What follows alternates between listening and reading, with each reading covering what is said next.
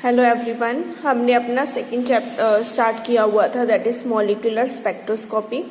Molecular spectroscopy में अभी तक हमने rotational spectra, pure rotational spectra, pure vibrational spectra इसकी बात कर ली है। अब हम रोटेशनल और वाइब्रेशनल की मिक्सिंग की बात करेंगे। Means our next topic is vibrational rotational spectra.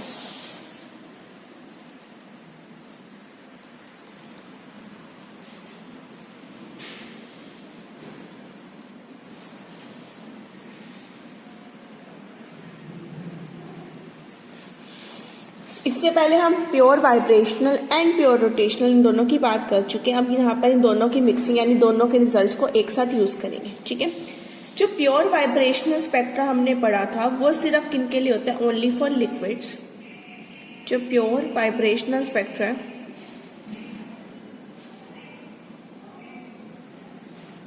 obtained only for liquids। किन के लिए होता है? सिर्फ और सिर्फ लिक्विड्स के लिए। ठीक है, बट जो रोटेशनल है ना वो नहीं होता। ठीक है, उनका जो रोटेशनल मोशन है वो हिंडर्ड हो जाता है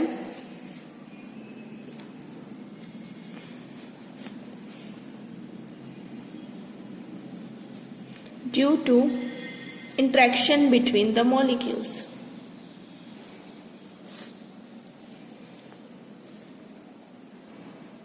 तो मीन्स रोटेशनल मोशन खत्म हो गया तो हमारे पास खाली क्या बचा? Pure vibrational spectrum. ठीक है, जो क्वेश्चन आता है कि जब वाइब्रेशनल के अंदर रोटेशनल है तो हमेशा ही रोटेशनल वाइब्रेशनल स्पेक्ट्रा होना चाहिए, खाली वाइब्रेशनल क्यों होता है? तो खाली वाइब्रेशनल किसके लिए होता है? सिर्फ लिक्विड्स में, बिकॉज उनके केस में उनका रोटेशनल मोशन खत्म हो जाता है due to interaction between the molecules. ठीक है, पर जो गैसियस मॉलिक्यूल्स होते हैं उनके केस में हम यहाँ पर नोट करते हैं rotational vibrational spectrum for gaseous molecule. ठीक है, उनकी एनर्जी क्या होती है? कम हो जाती है, इसीलिए यहां पर हमारे पास क्या होता है? वाइब्रेशनल रोटेशनल स्पेक्ट्रम, ये हमें ऑब्टेन होता है। ठीक है, क्लियर। अब बात करते हैं कि कैसे से निकालना है। हमने अब पीछे पढ़ा था बॉन्ड ऑफ नियर अप्रोक्सीमेशन।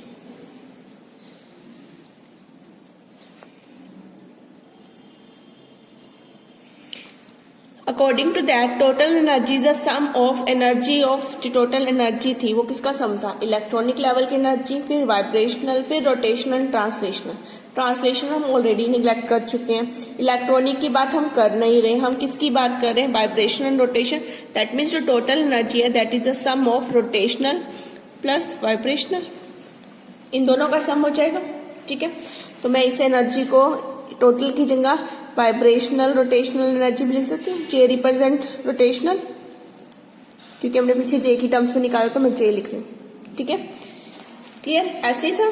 ठीक है, अगर एनर्जी है तो in terms of wave number क्या हो जाएगा? दिस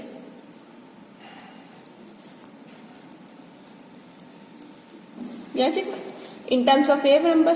ठीक है, हमने वेव नंबर रोटेशन का भी निकाला है, वेव नंबर हमने वाइब्रेशन का निकाला है। पढ़ो, याद है, we know that wave number of rotation क्या था? B J into J plus 1। ये आपने सबसे पहले रोटेशन में निकाला था, और ये जो आपने सेकेंड टाइम जब किया था तब निकाला था, that is v plus half omega e minus we plus half का square x e omega e. ठीक है, एक चीज जो यहाँ पर आपको याद रखनी है, यहाँ पर हमने जो रोटेशनल वाला यूज रखना है वो रिजिड के लिए रखना है, और ये वाला किसके लिए लिखना है? एन हार्मोनिक के लिए। वहां रिजिड नॉन रिजिड क्या था, यहाँ रिजिड के लिए क्या है? बिकॉज उनका बॉन्ड नहीं जा रहा, बॉन्ड रिजिड है, बट मोशन में वो एक दूसरे से बहुत अवे हो गए, इसीलिए वो क्या है? Anharmonic. बिकॉज हम गैसियस मॉलिक्यूल की बात करें, वाइब्रेशन के टाइम वो एक दूसरे से बहुत अवे हो रहे हैं, इस वजह से वो क्या है? Anharmonic. और रोटेशनल के केस में रिजिड है, बिकॉज बॉन्ड कहीं पे ब्रेक नहीं हो रहा है, बॉन्ड सेम है, दैट मीन्स वो क्या है? रिजिड है। तो एक का रिजिड का रिजल्ट और एक का एन हार्मोनिक का रिजल्ट यूज करना। Clear, mark it as equation number 1। ठीक है, और इसे 2 और 3 मार्क कर रही हूं। यूज इक्वेशन 2 and 3, जो 2, 3 है, इन इक्वेशन नंबर 1, इसे 1 में यूज करो। पहला आ जाएगा B J into J plus 1 plus V plus half omega e minus we plus half का whole square x e omega e आ गया हमारे पास। ठीक है, अब जो जे की वैल्यू है हमें पता है रोटेट, इसका जो सिलेक्शन रूल है जे का क्या है, J is equal to plus minus 1, delta J is equal to plus minus 1, और जो वाइब्रेशनल था प्योर उसका क्या था, delta V is equal to plus minus 1। तो जो जे लेवल है हमारा उसकी वैल्यू क्या है, 0 1 2 3 एंड सो। ठीक है, मींस अगर हम एक ट्रांजिशन करें तो कहां से कहां तक ट्रांजिशन होगी, वी और J to V dash to J dash, ये ट्रांजिशन होगी। तो मैं अगर इस ट्रांजिशन की बात करूं, मैंने एक रोटेशनल एक वाइब्रेशन लेवल ले लिया, एक रोटेशनल और एक वाइब्रेशन लेवल ले लिया। ठीक है, अपर वाला इससे सिलेक्शन रूल अभी हम इसके बाद लगाएंगे। ठीक है, तो मैंने वेव नंबर निकाल लिया। तो जब हम इन दोनों की ट्रांजिशन की बात करेंगे तो मेरे पास क्या आ जाएगा, चेंज। पहले कौन सा आएगा, जे वाला, तो फर्स्ट यूज इक्वेशन 4 हियर।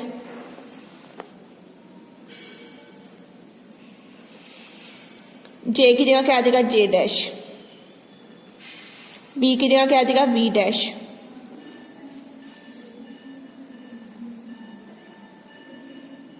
ठीक है, माइनस कौन सी टर्म आ जाएगी, जे वाली, और साथ में वी वाली टर्म।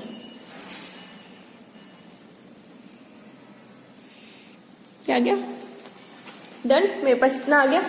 अब मैं इसे ऐसे ओपन करके लिखूंगी ताकि जो जे ए वाली टर्म्स है इन्हें मैं ओपन करके लिखने वाली हूँ। ठीक है, बट इन्हें ओपन करने से पहले हम यहाँ पे क्या लगा लेंगे, सिलेक्शन रूल। ठीक है, हम सिलेक्शन रूल के लिए क्या करते हैं, हमें पता है डेल्टा जे इज वी किसके बराबर, प्लस माइनस 1 के लिए। तो हम एक रिस्ट्रिक्शन लगा रहे हैं। रिस्ट्रिक्शन क्या है कि मेरी जो ट्रांजिशन है वो सिर्फ यही वाली होगी, प्लस माइनस 1 ही पॉसिबल है। तो मैं 0 से 0 तक 1 तक ले रही हूँ, मैं सिर्फ ये वाली ट्रांजिशन ले रही हूँ। और हमने वहां भी पढ़ा था ये हमारी बेसिक यानी कि फंडामेंटल ट्रांजिशन है। तो मैं एक फंडामेंटल ट्रांजिशन की बात कर रही हूँ। तो पुट कर दो equation number 5, put this in equation 5। ये 5 है, इसमें पुट करेंगे बी जे डैश, अभी जे डैश नहीं छोड़ा, इसकी बात बाद में करेंगे। बी डैश की जगह 1 पुट करो और इसकी जगह 1 minus B J into J plus 1 plus इसको 0 पुट करेंगे तो हाफ ओमेगा ई और इसका हाफ का स्क्वायर एक्स ई ओमेगा ई, ये आ जाएगा मेरे पास। डन, तो मैं इसे ऐसे लिख सकती हूँ B J dash plus 1 plus 3/2 omega e minus 3/2 का होल स्क्वायर यानी कि 9/4, 3/2 है ना, जब लोग इसका स्क्वायर 9/4 एक्स ई ओमेगा ई।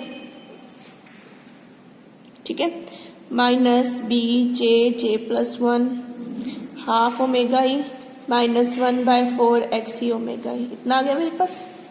डन, एक्स ई वाली टर्म एक साथ ले लो, ये वाली टर्म एक साथ, ये वाली एक साथ, तो मेरे पास आ गया B J dash into J dash plus 1 minus J into J plus 1।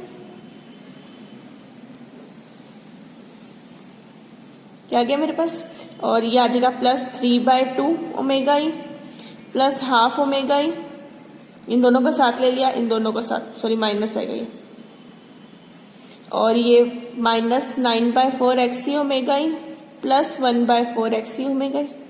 सारी टर्म खोल ली, इस सारी टर्म का मैं अभी बताती हूँ हम क्या करेंगे, इसका स्क्वायरिंग खोल देते हैं।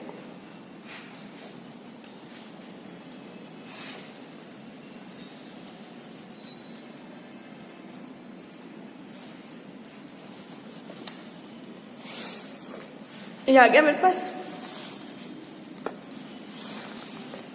इन दोनों में से 3/2 और माइनस 1/2 जब कैंसिल हो जाएगा तो 2/2 बचेगा, 2 कैंसिल, खाली क्या बचा, ओमेगा ई। ठीक है, प्लस में, और इधर वाली साइड पे करें 9/4 माइनस 1/4 तो 8/4 जब कैंसिल आउट होएगा तो क्या बचेगा 2, 9 बड़ा है तो 2 साइन माइनस का आ जाएगा एक्स ई ओमेगा ई। डन, अब देखो यहां पर ये क्या है, जे डैश और ये जे स्क्वायर,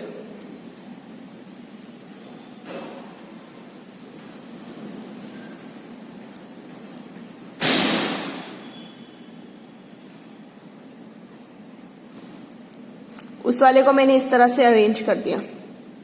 अब ये क्या है, ए स्क्वायर माइनस बी स्क्वायर, ए स्क्वायर माइनस बी स्क्वायर को कैसे लिख सकते हैं, ए माइनस बी और ए प्लस बी। तो मैं इसे ऐसे लिख सकती हूँ, बी जे डैश माइनस जे और जे डैश प्लस जे माइनस बाकी टर्म ऐसे सारी कॉपी।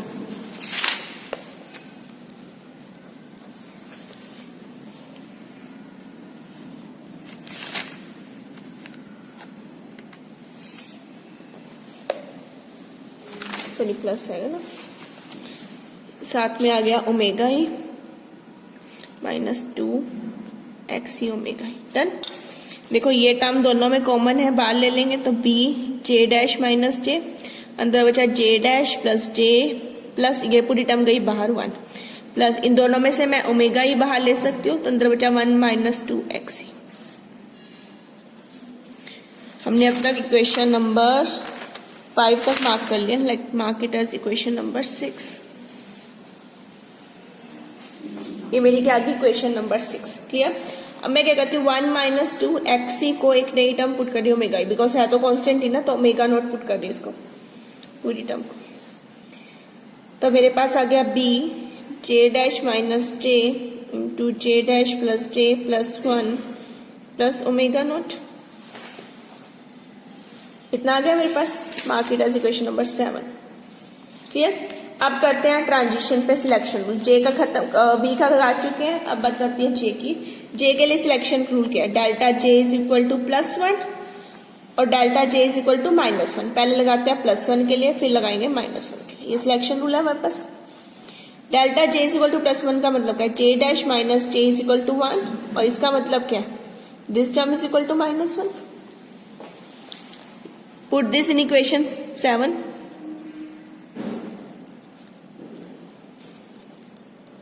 सेवन में पुट कर दो ऊपर वाली टर्म में।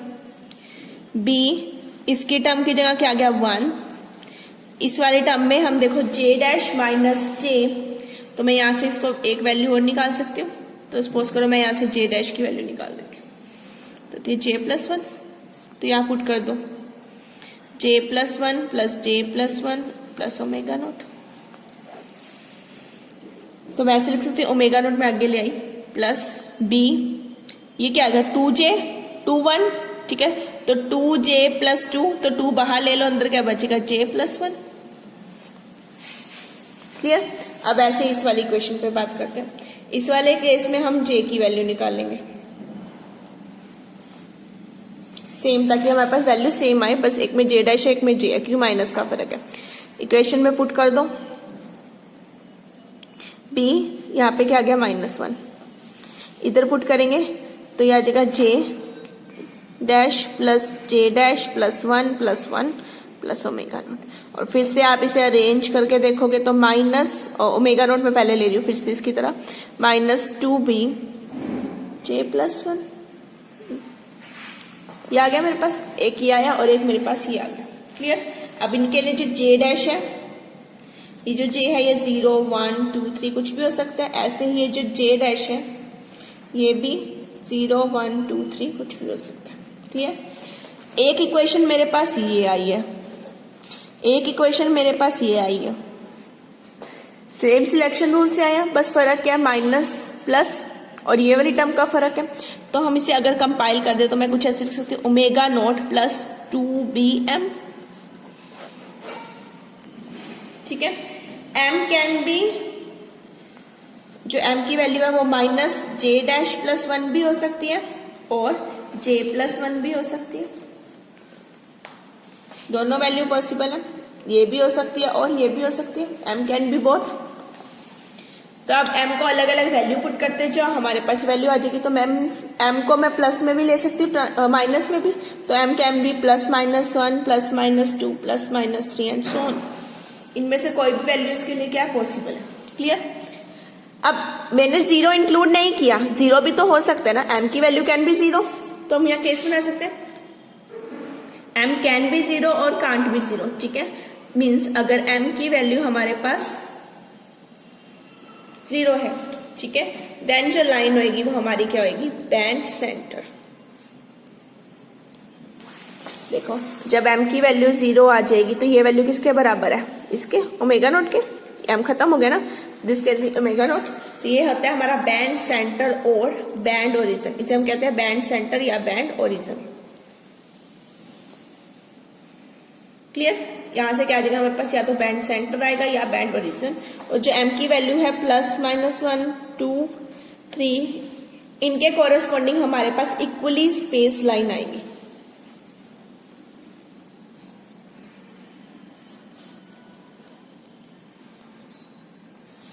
क्या मिलेंगे हमें, equally space line for the transition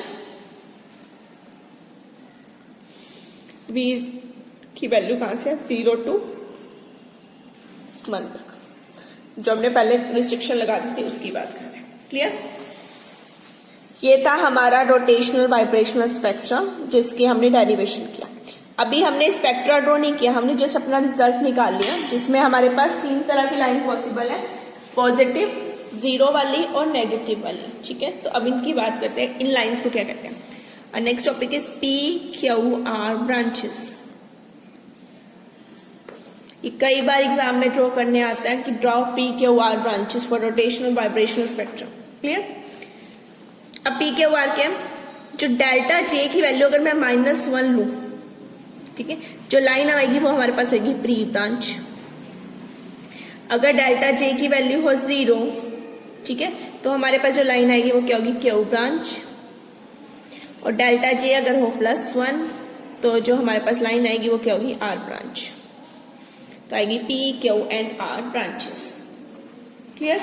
तो जो इनका हमने भी बात की ना, जब मैंने M को 0 कहा, ये 0 वही है ना, तो कौन सी लाइन आ रही है, Q ब्रांच। तो जो Q ब्रांच है वो कुछ इस तरह आएगी। मीन्स अगर हम इस तरह बना रहे हैं, यहाँ वेव नंबर आ गया, तो ये जो पीक्स आएंगी ना हमारे बीच इस तरह से, तो इनके बीच में ये जो गैप है ना, इसकी बात कर रहे हैं, ये बैंड गैप है। ठीक है, इसे हम बोलते हैं Q। ये हमारी Q ब्रांच है, एक P एक R, और इनके बीच की जो है Q ब्रांच, जिसे हम क्या बोलते हैं, बैंड सेंटर या बैंड ओरिजिन। ठीक है, ये क्या हमारी Q ब्रांच। अगर इस तरह की ट्रांजिशन फॉरबिडन हो जाए तो गैस जो होती है वो हमारी सेंटर में अपेयर करती है बॉडी के। क्लियर। तो ये हमारी Q ब्रांच है। अब हम ड्रॉ करेंगे अपनी तीनों ब्रांचेस PQR। ठीक है, तो अब ड्रॉ करते हैं अपना स्पेक्ट्रम। इंटेंसिटी ऑफ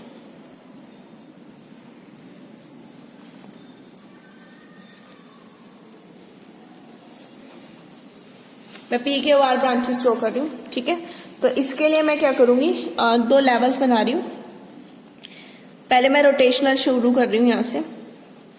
हमें पता है हमने जब रोटेशनल लेवल्स बनाए थे ना, तो इक्वली स्पेस नहीं थे।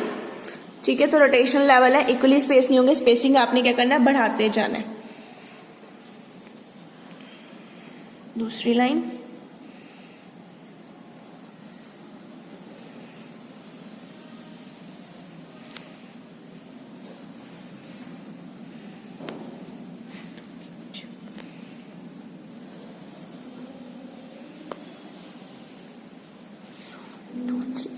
तक आए ना, एक मैं इसके नीचे ले रही हूँ ताकि मुझे ड्रॉ करने में दिक्कत ना हो।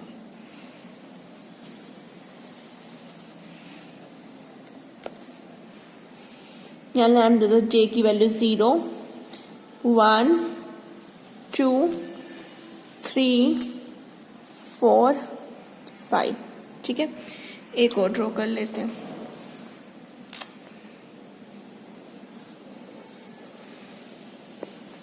J की वैल्यू 6।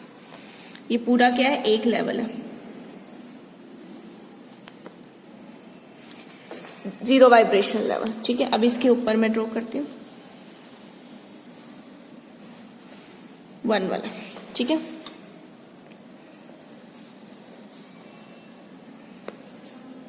ये अलग है, ये अलग है। ठीक है,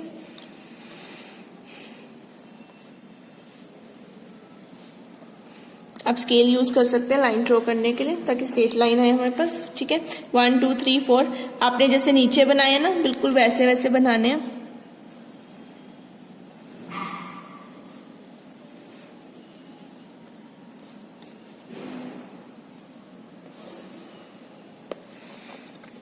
ये जे डैश है 0 1 2 3। ठीक है, मैंने ऊपर तक 6 लाइन बनाई है, तो मुझे 3 लाइनें और बनानी है।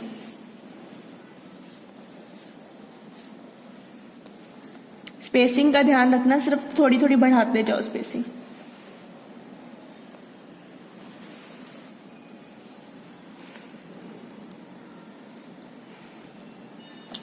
डन। तो मेरे पास ये आ गई 6 लाइनें। डन। अब मुझे 3 ब्रांचेस ड्रॉ करनी है, P branch, Q branch, R branch. P branch के लिए मेरे पास डेल्टा जे क्या है -1, क्यू ब्रांच के लिए डेल्टा जे क्या है 0 और आर ब्रांच के लिए डेल्टा जे क्या है +1। क्लियर। अब ट्रांजिशन करनी है। 0 -1 का मतलब चाहे आप उल्टी शुरू कर लो, पहले हम सबसे पहले बीच वाला प्रयोग करते हैं, यानी कि क्यू ब्रांच। क्यू का मतलब 0 है, 0 का मतलब क्या होगा, इसके 0 से इस 0 तक, इसके 1 से उस 1 तक, ऊपर के 1 तक। तो ड्रॉ करो नीचे के 0 से, ये देखो मैंने 0 वाली लाइन को उठाया। आप थोड़ा स्पेस इधर और थोड़ा स्पेस इधर छोड़ के चलेंगे। 0 से इस 0 तक लाइन ड्रॉ कर दो। अगली 1 से 1 तक, नेक्स्ट 2 से 2, नेक्स्ट है 3 to 3, नेक्स्ट 4, उससे नेक्स्ट क्या है 5, और उससे नेक्स्ट क्या है हमारी 6। डन। तो ये आ गई मेरी एक ब्रांच। अब आते हैं पहले पी ब्रांच पे। पी का मतलब क्या है, जो ट्रांजिशन होगी इसका क्या है -1। -1 का मतलब क्या है, उल्टा चलो, रिवर्स में ड्रॉ करना शुरू कर देते हैं हम इसे।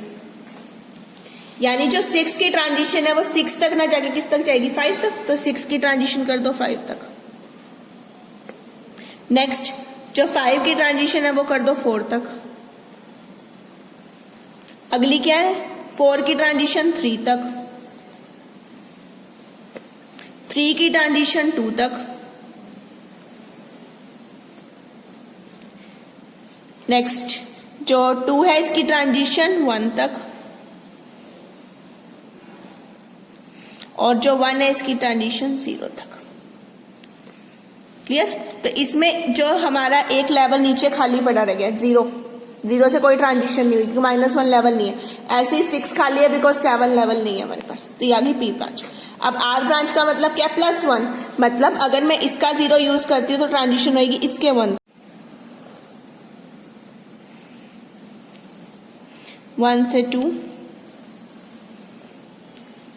2 से 3,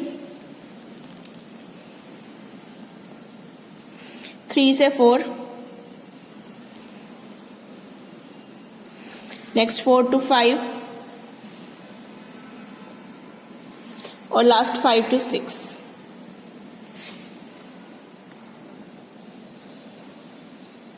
डन। इसमें भी 2 लेवल खाली है, इसमें यहाँ का 6 खाली है बिकॉज 7 लेवल नहीं है, और यहाँ का 0 खाली है क्योंकि इसका ट्रांजिशन इससे नीचे से आएगी -1 से, वो भी नहीं है हमारे पास। ठीक है, तो दिस रिप्रेजेंट पी ब्रांच। ये हमारी बीच वाली क्या है, क्यू ब्रांच, और ये हमारे पास क्या है, आर ब्रांच। आप इसे इस तरह से ये वाली लाइन पहले भी कर सकते हो, ये जस्ट समझाने के लिए थी। ठीक है, इसके लिए डेल्टा जे क्या है -1, डेल्टा जे 0, डेल्टा जे = +1। क्लियर। डन। जब हम इन लाइंस को ड्रॉ करेंगे, रोटेशनल में हमने याद की थी ना, जब हमारी इंटेंसिटीज की तो इंक्रीज के बाद डिक्रीज होती है, तो जब पी ब्रांच आती है हमारे पास तो पी ब्रांच की जो इंटेंसिटीज है वो हमारी कैसे आएंगी, पहले इंक्रीजिंग,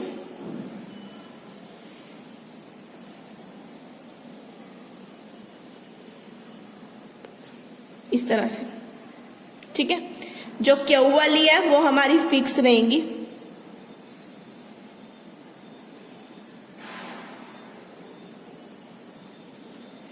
और जो आर वाली है उनमें भी ऐसे।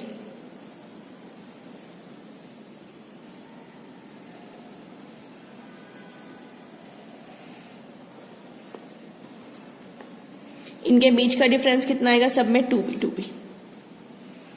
ठीक है, क्लियर। इनका यहां तक जो डिफरेंस आएगा वो क्या आएगा हमारे पास 2b। तो ये मेरे पास P ब्रांच आएगी, ऐसी बनेंगी Q ब्रांचेस और ऐसी बनेंगी R ब्रांचेस। मैंने थोड़ा डिफरेंस रखा है, आप इन्हें क्लोज क्लोज भी बना सकते, क्लोज मतलब इनके बीच में डिस्टेंस नहीं होगा, ये सब 2p का डिफरेंस आएगा।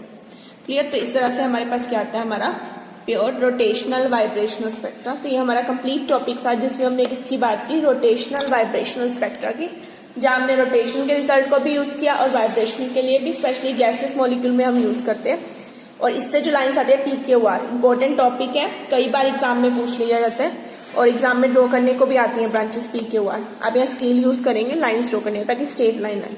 ओके, अब जो हमने वाइब्रेशनल पढ़ा है यानी कि इंफ्रारेड स्पेक्ट्रोस्कोपी, इससे हमें मिलती क्या इन्फॉर्मेशन है उसकी बात कर लेते हैं।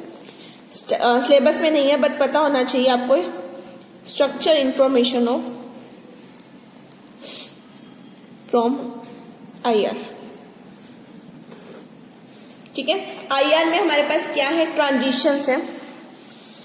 IR में ट्रांजिशन कहां से हो रही है, वाइब्रेशनल ट्रांजिशन +-1 सिलेक्शन रूल जो है हमारा। ठीक है, तो हम इसके याद से क्या क्या निकाल सकते हैं। पहली चीज जो इसके याद से निकाल सकते हैं वो है moment of inertia,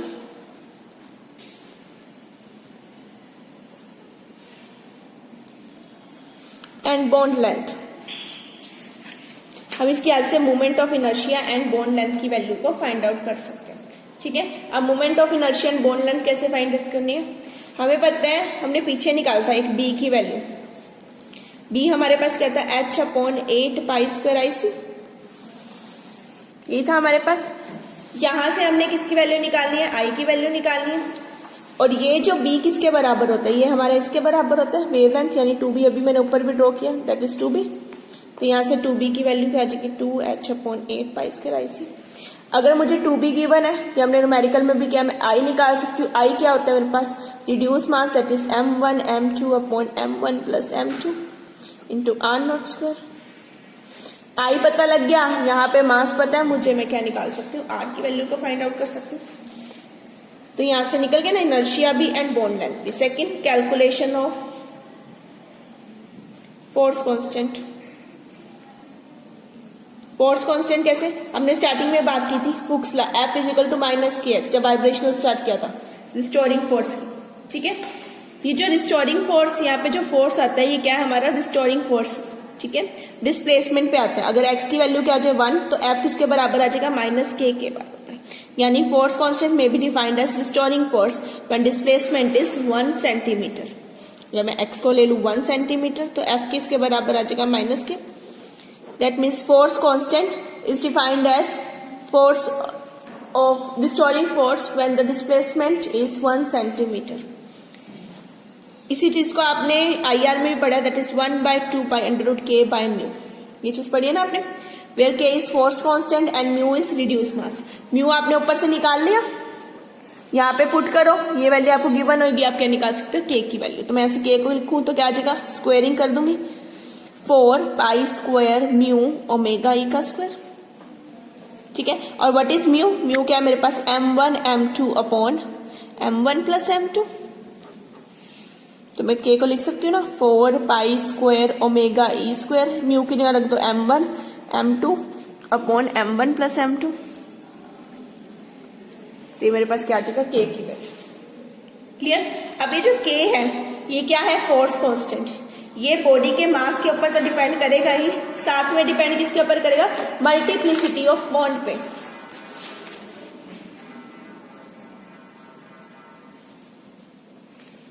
multiplicity of bond कैसे, बॉन्ड अगर ट्रिपल बॉन्ड है तो फोर्स कांस्टेंट क्या होगा, ज्यादा। ठीक है, देन मतलब के का ऑर्डर अगर मैं बात करूं तो ट्रिपल बॉन्ड के लिए सबसे ज्यादा, देन डबल बॉन्ड, और लास्ट में क्या आएगा, सिंगल बॉन्ड। सिंगल बॉन्ड के लिए वैल्यू क्या आएगी, कम, डबल बॉन्ड के लिए वैल्यू क्या आएगी, ज्यादा, और ट्रिपल बॉन्ड के लिए बहुत ज्यादा होगी। क्लियर? तो इस तरह से हम क्या निकाल सकते हैं, फोर्स कांस्टेंट की वैल्यू। और सिमिलर वे से हम इससे निकाल सकते हैं calculation of equilibrium dissociation energy, हम इसे भी फाइंड आउट कर सकते हैं। ठीक है, that is equal to DE, dissociation energy, is equal to ⍵e/4xe। ये फॉर्मूला है जो आपने याद रखा। ठीक है। और कुछ जगह पर जो इसी चीज को थोड़ा डिफरेंट वे से चेंज करके लिखा जाता है, T naught is equal to omega e upon 4xe minus 1/2 omega into 1 minus half x e. ये फॉर्मूला भी कई बार यूज कर सकते हैं, ठीक है। ये ट्रू डिसोसिएशन एनर्जी बोलते हैं इसे, वैसे ये फॉर्मूला है बट ये हमारा ट्रू डिसोसिएशन एनर्जी का है, जो आपको याद रखना है। आपको एक्सी ओमेगा ई की वैल्यू दी जाएगी, यहाँ पे पुट करो, इसमें भी वही चाहिए, तो डी ई की वैल्यू भी आ जाएगी और डी नॉट की। एक है dissociation energy, equilibrium dissociation energy, और दूसरी है ट्रू डिसोसिएशन एनर्जी। तो आईआर की हेल्प से हम इन सारी वैल्यूज को फाइंड आउट कर सकते हैं। क्लियर? हम इसकी वैल्यू से म्यू की वैल्यू निकाल सकते हैं, इनर्शिया निकाल सकते हैं, इनर्शिया के साथ हम निकाल सकते हैं यहाँ पर फोर्स बॉन्ड लेंथ की वैल्यू। बॉन्ड लेंथ निकालने के बाद हमें फोर्स कांस्टेंट भी पता लग जाएगा, फोर्स कांस्टेंट पता लगा तो हम यहाँ से डिसोसिएशन एनर्जी को भी फाइंड आउट कर सकते हैं। क्लियर? तो ये था हमारा वाइब्रेशनल स्पेक्ट्रा, जिसमें हमने रोटेशनल वाइब्रेशनल स्पेक्ट्रा की बात की और क्या क्या हम उनकी हेल्प से फाइंड आउट कर सकते हैं। ओके, अब हमारे पास सिलेबस में सिर्फ एक लास्ट स्पेक्ट्रोस्कोपी बची है, दैट इज रमन स्पेक्ट्रा, जो हम अपने नेक्स्ट लेक्चर में स्टार्ट करेंगे। ठीक है, लास्ट है रमन स्पेक्ट्रा, जो हम अपने नेक्स्ट लेक्चर में स्टार्ट करेंगे। Okay, thank you everyone.